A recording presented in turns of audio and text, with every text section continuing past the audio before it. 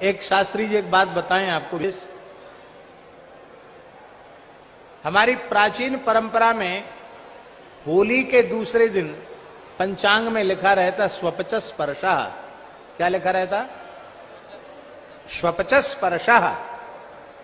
इसका तात्पर्य है उस दिन ब्राह्मण का भी कर्तव्य है कि वह अपने गांव के, नगर के सफाई कर्मचारी भाई को प्रेम से मस्तक पर गुलाल लगावे और भुजाओं में भर करके उसको छाती से लगावे, उसे वस्त्र दे, उसे आभूषण दे, उसे द्रव्य दे और उसको सम्मानित करे। आप लोग कहें कहां लिखा है? जब हम लिंग पुराण का पारायण कर रहे थे उसमें यह प्रसंग आया। उसमें हम बुंदेलखंड के एक छोटे गांव लिधोरा में थे। तो जब ये पूरा प्रकरण आया कि जो व्यक्ति ब्राह्मण, क्षत्रिय अथवा वैश्य होली के दूसरे दिन अपने गांव के ही सफाई कर्मचारी को छाती से लगाता है, उसको अबीर का तिलक लगाता है, उसकी पूजा करके उसको सम्मानित करता है, वो वर्ष भर अरिष्ट से मुक्त रहता है, आदि व्याधि से मुक्त रहता है, उसका सर्वविध कल्याण होता है। ये अवश्य करना चाहिए। पर इन विधियों को कहने सुनने वाला कौन है? हमने उसी समय कहा कि इस गांव के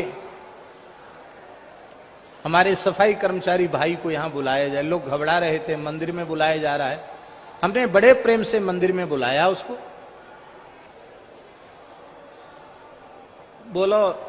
बोला महाराज हम पांव पल लें, महाराज हम आपके पांव पल लें। हमने की वैसे तो हम स्पर्श नहीं कराते, संतों की आज्ञा है, लेकिन तुम्हारी जिसमें राजी हो, जिसमें प्रसन्नता हो वैसा कर लो। महाराज जी मूढ़ धर के पैर प्रणाम किया। हमने अबीर का तिलक लगाया, 4-5 वस्त्र दिए, कुछ दक्षिणा भी दी, उसके नेत्र भराए। हमको लगता था उसका रोम रोम आशीर्वाद दे रहा है। बड़े दुख की बात है, हमारा अपना भाई ही, महाराज जी हमारा अपना भाई ही हमसे उपेक्षित और तिरस्कृत होकर ईसाई बन जाता है तो भाई साहब हो जाते हैं। फिर वे हमारे घर में बैठने के, हमारे साथ बैठने के, हमारी थाली में भोजन करने के अधिकारी हो जाते हैं। हमारे ही अपने भाई हमारी अपनी उपेक्षा और तिरस्कार के कारण इस्लाम में दीक्षित हो जाते हैं, मुसलमान हो जाते हैं, तो वो भाई जान, चचा जान हो जाते हैं। उनसे हमारे स्पर्श का विवेक नहीं रहता और अपने ही भाई को हम कहते हैं हमारा स्पर्श मत करो। यदि आप मुसलमान और ईसाई को गले लगा रहे हैं तो उस बेचारे हिंदू ने आपका क्या बिगाड़ा? केवल उसका इतना ही अपराध कि वो हिंदू है। बहुत अच्छी बात, हाँ क्या कहना। वर्णाश्रम व्यवस्था एक ऐसी व्यवस्था है जिसका आदर करने पर कोई भूखा, कोई बेरोजगार नहीं। पर इस व्यवस्था में द्वेष को, घृणा को, भेदभाव को कहीं स्थान नहीं है।